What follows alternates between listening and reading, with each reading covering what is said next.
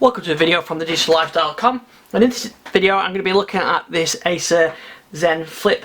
This is the model UX360CA, and it's actually ASUS' first convertible 2-in-1 tablet from the ZenBook range.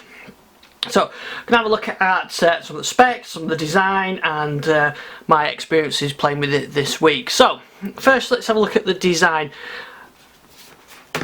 First to say, it's got this nice aluminium finish to it that it has picked up a few fingerprints, so you can probably see those in the video, but it actually feels really nice, and it's aluminium underneath as well, so it feels like a premium device. And I should say for the price as well, £699 this is, so bear that in mind when we talk about it. So it feels nice and premium. It's thin, it's as thin as my Surface Pro 4. Which is surprisingly, given it's a proper laptop rather than, you know, with the type cover on the Surface. Connectivity wise, you've got HDMI, micro HDMI, USB-C. This is a USB 3 type connector, USB 2, power. We've got full size SD card reader, another USB port, and here you've got volume rockers and power. Included in the box is the charger, which doesn't use USB-C, it just uses that port on it. And they actually include, which is quite nice, a micro HDMI adapter and an Ethernet adapter. So that's it on the outside. What about as a tablet? Well, what you do with it is you fold it round like that, and it's a tablet. Really simple, works really well, and even folded, you see there's a bit of a gap there in between when you're in tablet mode, so it does feel a little bit thicker, but not too much. I mean, it's quite a big device. It's got a 13-inch screen, 13.3-inch screen. So it actually doesn't feel too big to use it as a tablet. Of course, you can use it in any, you know, you can hinge it in any mode you want. You can have it that mode or however you need it. It actually turns the keyboard and trackpad off when you're in tablet mode, which is what you want. It weighs 1.3 kilograms, so it's not too heavy. It's a bit heavier than the Surface, but not much. And I quite like that flip design on it. The other thing with the design is, once you open it up, it feels slightly less premium than it does when it's closed. You've got a more plasticky feel, and if you can see, there's a bit of travel there on this keyboard, so it's a little bit spongy. The keys themselves are fine, it's just the whole thing moves, which doesn't have that premium feel that the outside of it does. But anyway, that's probably a bit to do with weight reduction, maybe even the cost as well. But the keys themselves feel quite decent to type on. There's a little bit of travel, I'll say that sponginess does affect it a little bit. The trackpad itself is a precision trackpad. The trackpad is a precision trackpad, so it supports all the things like 3-finger gestures and you know, you can use task switching or whatever. There's quite a lot of options, and in the Redstone 2 build of Windows 10, the future version of Windows 10, there's even more options, so they are worth looking at. So the trackpad I actually quite like. It's nice and large as well. Keyboard just a little bit less. So you can see here we've got the screen up there, and probably the camera doesn't pick this up, but I found that the colours are a little bit washed out. So those reds are not quite as bright red as they should be. The blacks are a little bit grey, and the whole thing has kind of got this slightly washed look to it.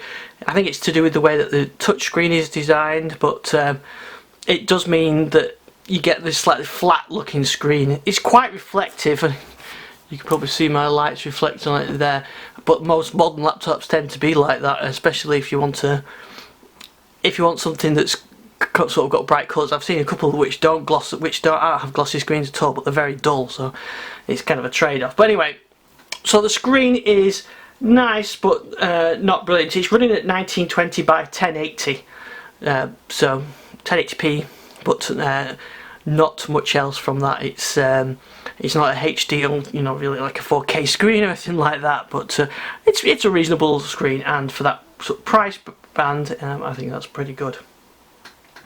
The specs inside it, it's got a skylight Intel Core M3 with 8GB RAM and 128GB SSD. That actual combination of hardware and of RAM, processor and SSD drive actually makes it run really well.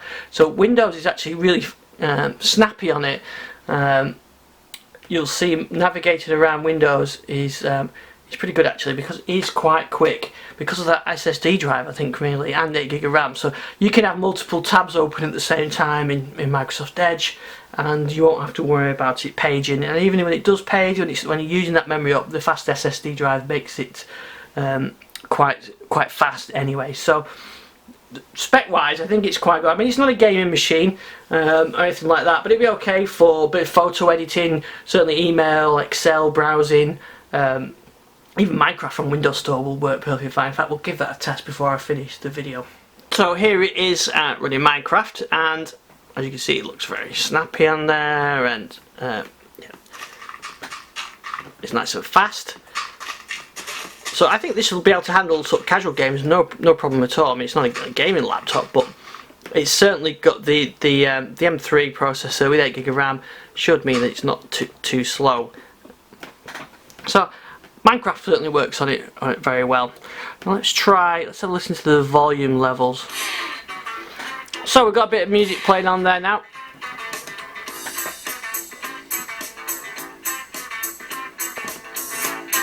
That's at full volume now, so it's not particularly loud, but it sounds quite clear. There's not a lot of bass, but it's actually quite, the treble is quite good, it's quite sharp, it's not muffled. So not too bad actually. I'm quite impressed with that. That's not bad for that's not bad sound for a small device. I mean, it's always a compromise for a small device. You want you know, big speakers, then it's going to add the weight to it. So battery life, I should say. So we've been using this with Minecraft and everything else. Now it's saying 3 hours, and this is up and down as normal Windows. I found for browsing it was about 10 to 12 hours.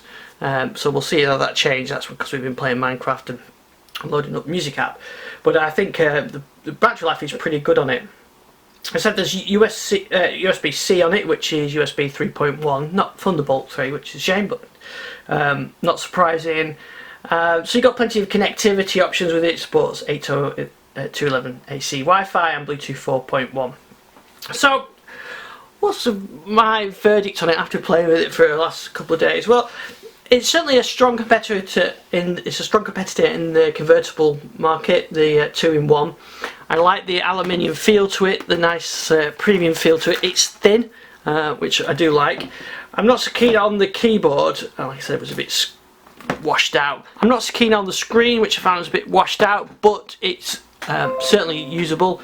And like I said, the keyboard a little bit bouncy, but aside from that, I think it's a good device. I mean, if you look at in that price range, you've got something like Lenovo Mix 700, which is more of a tablet first, which has a probably slightly better spec, similar price. But this is probably a laptop first, and then it converts as a tablet.